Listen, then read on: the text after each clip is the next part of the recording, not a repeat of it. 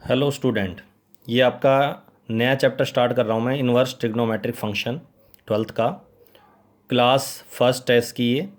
इससे पहले कि मैं आपको इन्वर्स ट्रिग्नोमेट्रिक फंक्शंस के बारे में बताऊँ, उससे पहले एक सबसे बड़ा कन्फ्यूजन आपका दूर करना है, वो है इन्वर्स फंक्शन के बारे में थोड़ा सा बेसिक समझा देता हूँ। डिटेल में तो हम फर्स्ट चैप्टर में पढ़ेंगे, लेकिन बेसिक्स बता देता हूँ इन्वर्स फंक्शन क्या होते हैं।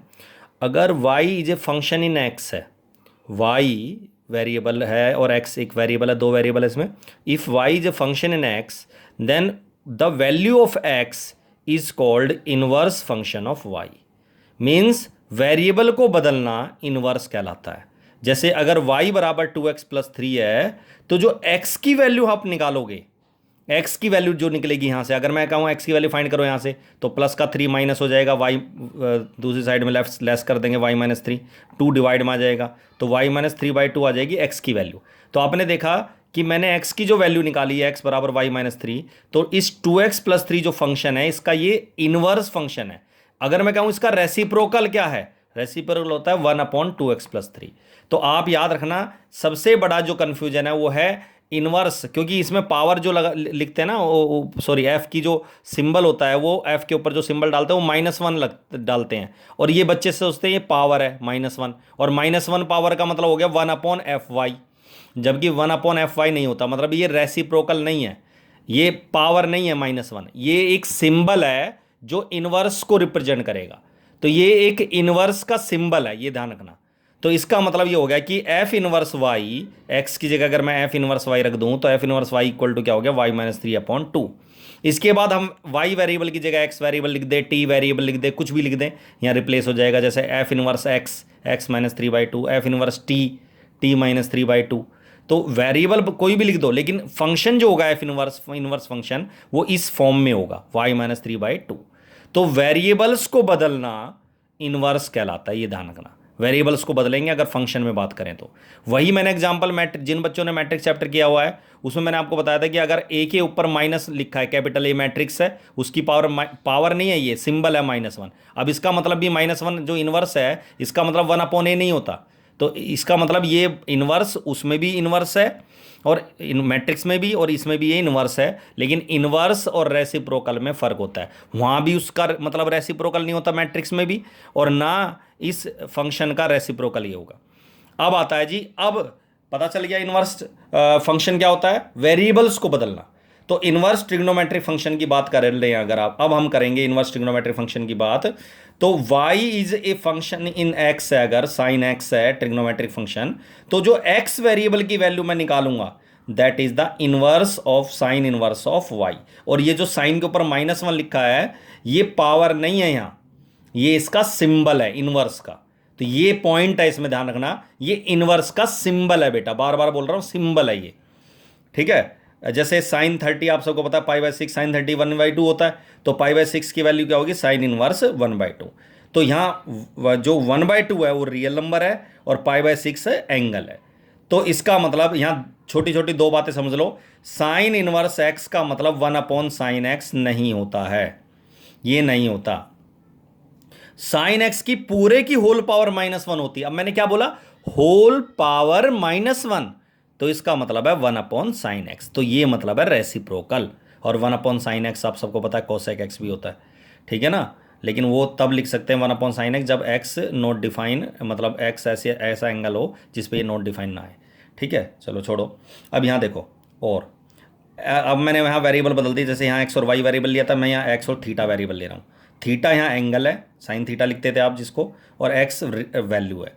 तो अगर x बराबर साइन थीटा है, तो थीटा की जो वैल्यू आएगी, एंगल की वैल्यू, वो होगी साइन इनवर्स x।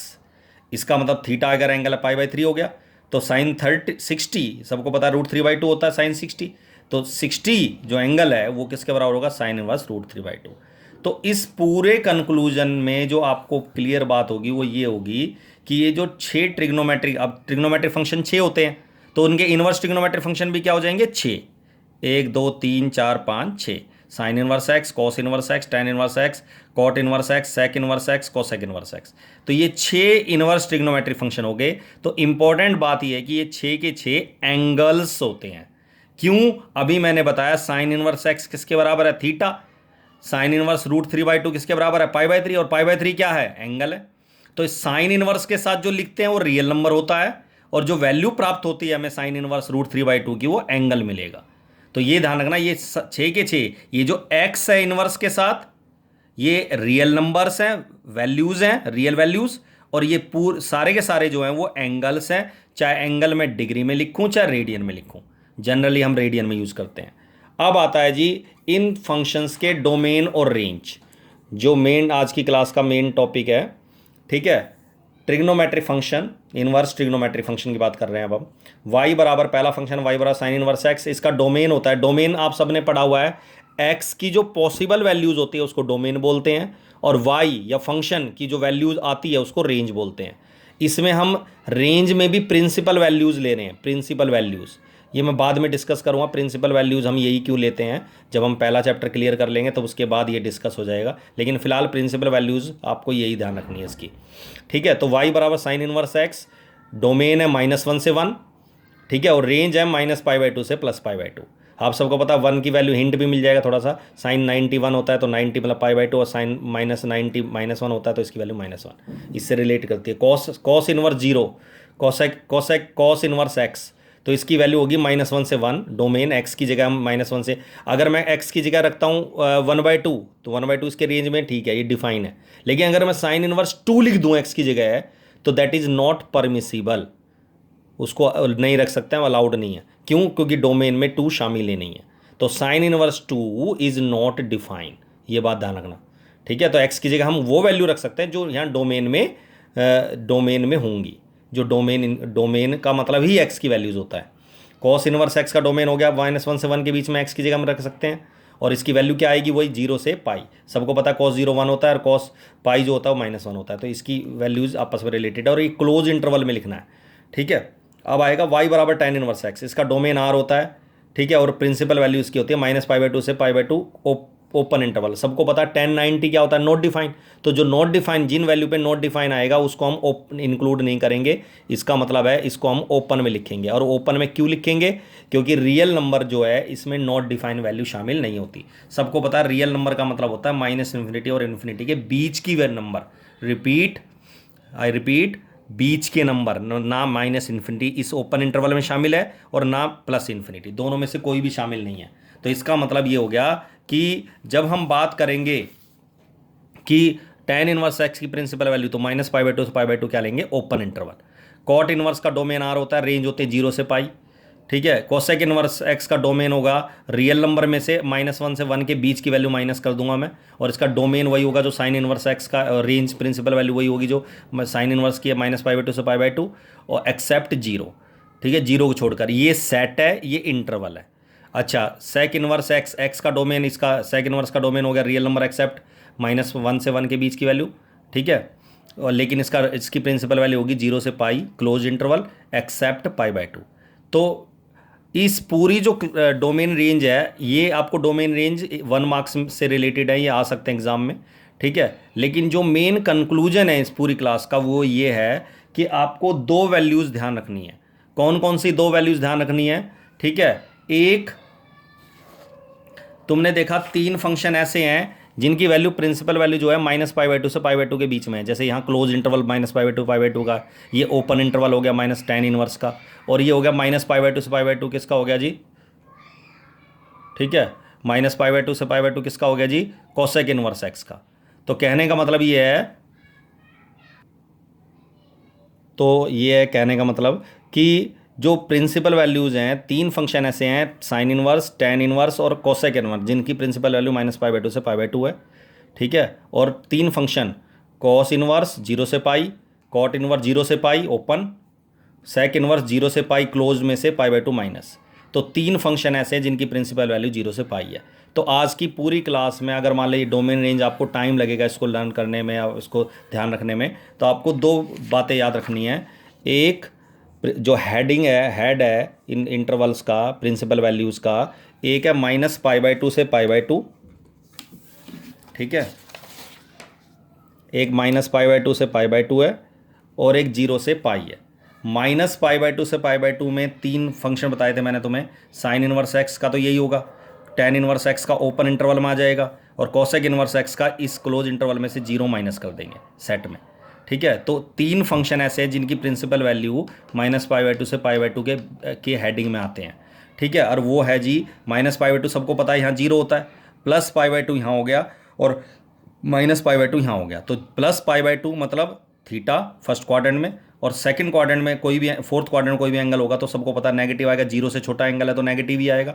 तो इसका मतलब ये हो गया कि इन तीनों 2 क्वाड्रेंट के हिसाब से इन तीनों फंक्शन की वैल्यू निकालूंगा मैं। वैल्यू एक्स की जगह तो मैंने आपको बताया डोमेन होता है, लेकिन इनकी वैल्यू जो होंगी वो है ये प्रिंसिपल वैल्यूज। तो साइन इनवर्स एक्स अगर पॉजिटिव है इन तीनों जगह, जैसे मैंने अलग अलग डिफरेंट वैल्यू ली हैं, एक्स की जगह साइन इनवर्स में हाफ ले ली, tan इनवर्स में 1 ले ली, इसमें 2/√3 ले ली, तो साइन इनवर्स हाफ की वैल्यू होती है π/6 30।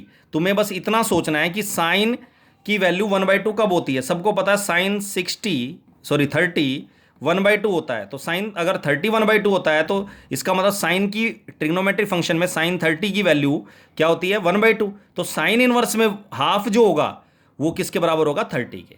ठीक है, π/6 बराबर साइन इनवर्स हाफ। तो इसका मतलब ये सोचो 1/2 साइन किस एंगल पे होता है π/6। tan की वैल्यू 1 किस एंगल पे होती है π/4। तो tan इनवर्स 1 की वैल्यू क्या होगी π/4। कोसेक की वैल्यू 2/√3, √3/2 का उल्टा है। ठीक है, 60 मतलब π/3।